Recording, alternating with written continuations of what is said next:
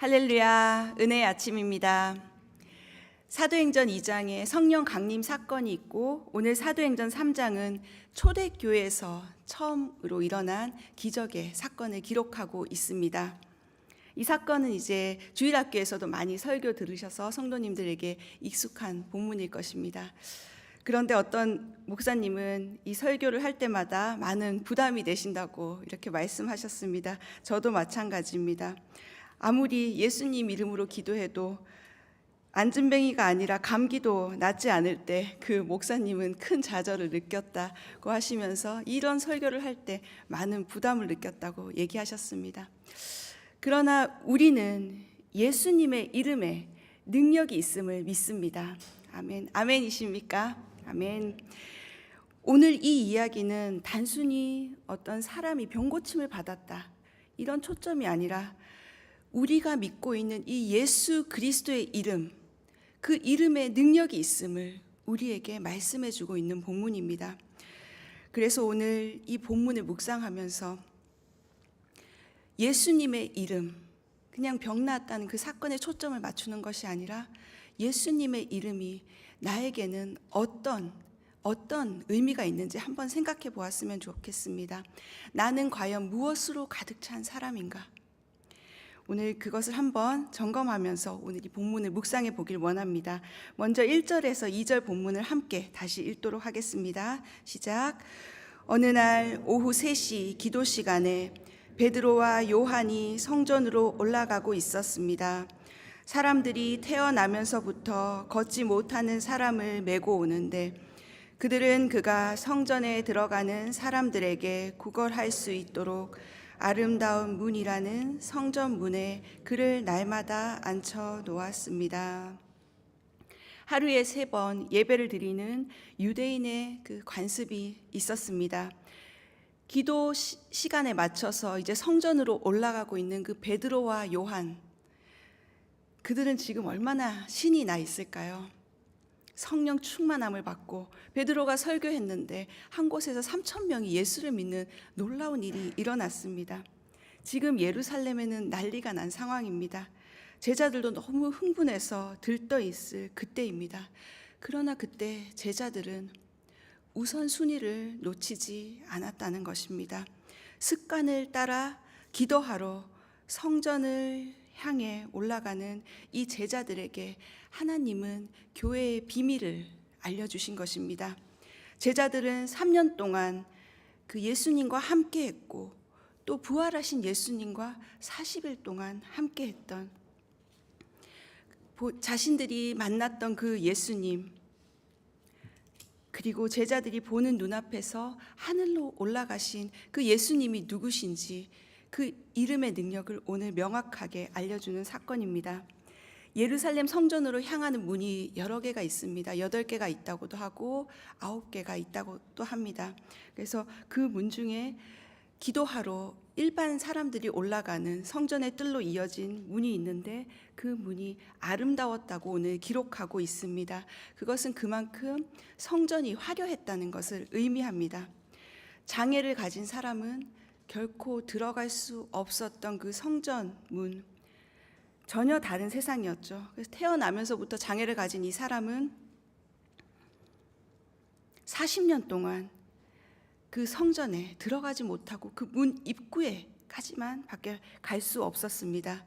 오늘 이 사람은 본인이 갈 수 없었기 때문에 누군가의 도움을 받아서 오늘 2사람이 이 안진뱅이 장애인을 데리고 그 성전 앞에 두었다고 써 있습니다. 이 남자의 인생은 누군가에게 이용당하면서 겨우 목숨을 유지해가는, 도대체 왜 사는지 그 삶의 이유도 삶의 목적도 상실했던 사람이었습니다. 자력으로는 아무것도 할 수 없는 무력한 삶. 그러나 성전과 대제사장은 하나님의 구원의 능력을 이 사람에게 가르쳐 주지 않았습니다. 구약시대에 하나님을 만나던 이 성전은 인생의 본질적인 문제를 해결해 주지 못하고 수십 년간 이 남자를 그대로 방치한 상태로 있었습니다. 생명력을 잃은 장소가 되었고 이 남자에게 참된 구원을 줄 수 없었고 종교적인 행위와 화려함만 남아있는 장소였다는 것을 오늘 이 본문에서 우리는 발견할 수 있습니다. 오늘 이 성전 문 앞에 앉아있던 남자에게 놀라운 일이 일어납니다. 오늘 본문 3절에서 6절을 다시 한번 읽어봅시다. 3절에서 6절까지 시작. 그는 베드로와 요한이 성전으로 들어가려는 것을 보고 구걸했습니다. 그러자 베드로가 요한과 함께 그를 주목하면서 우리를 보시오라고 말했습니다. 그는 그들에게서 무엇을 얻을까 하고 그들을 쳐다보았습니다. 베드로가 은과 금은 내게 없으나 내게 있는 것을 당신에게 주겠소. 나사렛 예수 그리스도의 이름으로 일어나 걸으시오라고 말하고, 성전 그 미문에 앉은 뱅이는 무엇인가 받을 수 있을까 하여서 매일 하던 대로 그 자리에 앉아서 좀 도와주세요라고 말하고 있었습니다. 그런데 이때 지나가던 베드로와 요한은 다른 사람들과 뭔가 달라 보였습니다. 성령 충만했던 이 두 사람에게는 어쩌면 빛이 났을 수도 있습니다. 하나님의 영으로 충만했던 제자들은 이제 그 세상의 어떤 것도 그냥 지나칠 수 없었습니다. 하나님의 마음으로 세상을 바라보게 되었기 때문입니다. 그리고 거린을 향해서 우리를 보시오 라고 담대히 말했습니다. 믿는 자에게는 이런 담대함이 생깁니다. 저는 우리 동경 온누리 성도님들이 오늘 이런 자신감으로 예수님 내 안에 계십니다, 나를 보십시오 라는 자신감으로 살아가기를 주님의 이름으로 축원합니다. 하나님의 성령에 충만한 이 두 제자를 마주한 거린은 범상치 않은 이 사람들에게 더 많은 것을 받을 수 있을 줄 알고 기대하는 눈빛으로 두 제자를 바라봅니다. 그런데 갑자기 이상한 말을 합니다. 돈을 구하는 사람에게 은과 금이 내게 없습니다, 저는 돈이 없습니다 라는 이야기로 시작합니다. 정말 실망스러운 이야기가 아닐 수 없습니다. 그러나 그때 더욱 담대하게 제자들은 선포합니다. 내게 있는 것을 당신에게 주겠소. 나사렛 예수 그리스도의 이름으로 일어나 걸으시오 라고 베드로와 요한은 담대히 선포했던 것입니다. 어부 출신의 그 베드로와 요한은 이제 예수님으로 충만한, 예수 그리스도로 충만한 사람이 되었습니다. 지난주에 이제 2차 아울리치 팀이 우에다 아울리치를 잘 다녀왔는데요. 주일날 특송한 영상을 받게 되었습니다. 그때 특송한 찬양이 충만이라는 찬양이었습니다. 그래서 그 후렴구에 예수로 충만하네, 나는 예수로 충만하네, 이 찬양을 듣는데 너무 은혜가 되었습니다. 그래서 우리 아울리치 팀이 정말 예수님으로 충만해서 그 우에다에서 열심히 섬겼구나라는 것을 느낄 수 있었습니다. 오늘 이 베드로와 요한은 예수 그리스도로 충만했기 때문에 오늘 담대하게 이 선포를 할 수 있었던 것입니다. 나사렛 예수는 얼마 전까지만 해도 예루살렘에서 멸시와 천대를 받는 33살의 청년에 불과했습니다. 이 사건은 예수님이 죽으시고 50일이 지나고 이제 그 100일 안에 일어난 사건으로 볼 수 있습니다. 아직 예루살렘에는 예수라는 그 인물에 대한 이야기가 막 소문이 돌고 있었을 때였을 것입니다. 나사렛이라는 시골에서 온 그 예수, 멸시와 천대를 받고 십자가에 못 박으라고 외쳤던 그 군중들을 생각할 때 베드로는 그때 너무나 겁이 나서 예수님을 피해서 도망갔고 3번이나 부인하지 않았습니까? 그만큼 두려움에 쌓여 있었던 베드로가 이제 완전히 예수로 인해서 바뀐 인생을 살게 되었던 것을 오늘 본문에서 발견할 수 있습니다. 약속하신 성령을 받은 제자들은 그 예수가 바로 하나님의 아들이었다는 것을 오늘 이 예루살렘 성전에서 담대히 선포하고 있는 것입니다. 나사렛 예수는 허구의 인물이 아니라 실제 우리 삶에 살았던 바로 그 사람이 바로 하나님이었음을 오늘 선포한 것입니다. 오늘도 돈을 좀 받아서 하루를 살아볼까 구걸하던 그 사람에게 예수님은 치유의 기적을 허락하신 것입니다.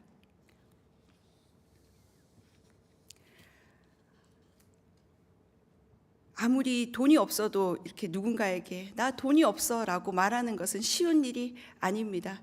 지갑이 비면 주눅 들게 마련입니다. 그러나 오늘 베드로와 요한은 그런 물질적인 것이 자신들을 만족할 수 없다는 것, 자신뿐 아니라 다른 사람도 만족할 수 없다는 것을 확실히 알고 오늘 선포한 것입니다. 은과 금이 없는 것이 부끄러운 것이 아니라 복음이 내 안에 있는 것이 나의 자랑이다라고 오늘 베드로와 요한이 말한 것입니다. 베드로와 요한은 세상의 방법이 아니라 하나님의 방법으로 이 사람을 고칩니다. 나사렛 예수의 이름은 생명과 회복과 능력이 있는, 구원이 있는 이름입니다. 우리는 어떻습니까? 돈이 없다고 주눅 들어서는 안 됩니다. 우리 새벽에 교회 오시면 아침밥도 주고 또 예수님으로 충만해질 수 있습니다. 우리는 예수님으로 충만할 때 오늘을 살아갈 새 힘을 얻게 됩니다. 지난 3일간 교회에서 마리아 행전 집회를 했습니다. 많은 성도님들이 참석해 주셨고 하루에 이제 3시간 동안 나라와 민족을 위해 열심히 기도하는 시간이었습니다. 특히 한국은 이제 6월이 호국의 달로 6.25 전쟁이 있고 더욱 나라의 소중함을 깨닫게 되는 그런 시기입니다. 올해는 휴전 70주년이 되는 해입니다. 바벨론 포로에서 70년 후에 이스라엘을 다시 회복하신 주님께서 다시 한번 한반도에 하나님의 구원의 은혜를 내려주시길 간절히 기도하는 그런 시간이었습니다. 믿음의 사람들은 기도할 때 다시 살아나게 됩니다. 찬양할 때 살아납니다. 그리고 예배할 때 살아나게 됩니다. 그것이 바로 우리의 힘입니다. 이 땅에 살려면 물론 은과 금도 필요합니다. 그러나 이것이 우리의 신뢰의 대상, 의지의 대상이 되어서는 안 됩니다.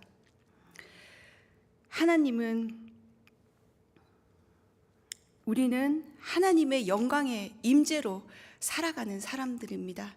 하나님은 지금도 나를 예배하는 그 사람을 찾고 계십니다. 성전 문 앞에 앉아있던 거린처럼 예배 임재 안으로 가지 못하고 은과 금을 구하며 세상 방법으로 살고자 했던 교만한 마음이 혹시 우리 안에 있다면 이 아침에 회개하면서 하나님께 나아갈 수 있길 소망합니다. 예수의 이름은 능력이 있습니다. 우리의 굳어있던 마음을 녹이실 것입니다. 일어서지 못했던 예배자를 하나님은 다시 일으켜 세우십니다. 예수의 이름의 능력을 경험하는 이 아침 되길 주님의 이름으로 축원합니다. 오늘 본문 7절에서 10절을 다시 한번 읽도록 하겠습니다. 다 같이 읽겠습니다. 시작. 그의 오른손을 잡아 일으키니 그의 발과 발목이 곧 힘을 얻어 뛰어 일어나 걷기 시작했습니다. 그는 걷기도 하고 뛰기도 하며 하나님을 찬미하면서 그들과 함께 성전으로 들어갔습니다. 모든 백성이 그가 걸어 다니는 것과 하나님을 찬미함을 보고 그가 성전 아름다운 문에 앉아 구걸하던 바로 그 사람임을 알아보고 그에게 일어난 일로 인해 몹시 놀라며 이상하게 생각했습니다. 베드로는 이제 이 치유 선언과 함께 오른손을 내밀어 이 사람을 일으켜 세웁니다. 오른손은 주로 능력과 힘을 상징합니다. 그리고 오늘 본문에 그의 발과 발목이 힘을 얻었다고 기록합니다. 이 성경을 기록한 누가는 의사였기 때문에 오랫동안 앉아있던 사람이 사용하지 않았던 그 기관에 생긴 변화에 주목하면서 이것을 상세히 기록한 것입니다. 우리에게 고침이 필요한 곳을 주님은 정확히 알고 계십니다.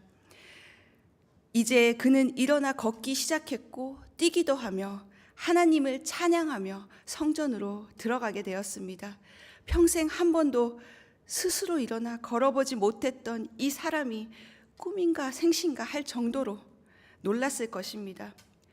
그리고 부정한 몸으로 취급당해서 한 번도 나아가지 못했던 그 하나님의 성전, 거룩한 성전을 향해 당당하게 찬양하며 들어갔다고 오늘 기록하고 있습니다.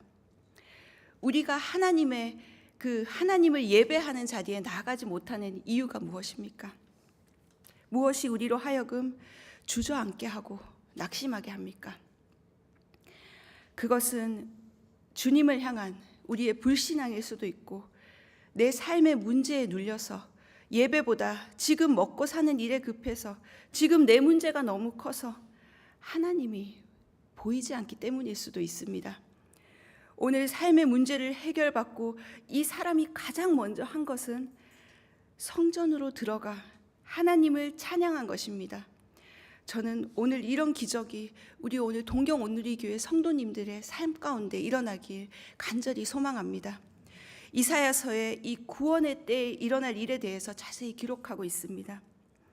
이사야 35장 6절 말씀에 그때 다리를 절던 사람이 사슴처럼 뛰고 말하지 못하던 혀가 기뻐서 소리칠 것이다. 그렇다 사막에서 물이 터지고 강물이 광야에 쏟아질 것이다. 구원의 때는 생명이 다시 살아나는 때입니다. 영광이 다시 회복되는 때입니다.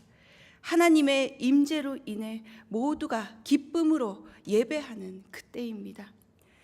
이것은 예수님의 이름으로 이제 구원이 이 예루살렘 땅에, 아니 이 세계 전역에 시작되었음을 선포하는 그런 사건입니다. 모든 백성에게 이 사건을 통해 구원이 바로 예수 그리스도의 이름 안에 있다는 것을 보여주는 그런 사건입니다. 오늘 성령 충만한 베드로의 눈에는 예수 그리스도가 가장 크게 보였습니다. 어떤 문제보다 예수 그리스도의 이름이 가장 크게 보여지는 믿음. 그래서 문제는 콩알만큼 작게 보이는 믿음. 이것이 바로 우리 믿는 자의 축복입니다. 우리의 믿음이 흐려지고 연약해질 때는 우리의 문제가 가장 커 보입니다. 그러나 이 문제만 해결되면 잘 될 것처럼 그 문제에 집중하여 기도하기 쉽습니다. 그러나 우리가 구해야 할 것은 예수 그리스도의 이름, 예수 그리스도의 영광입니다.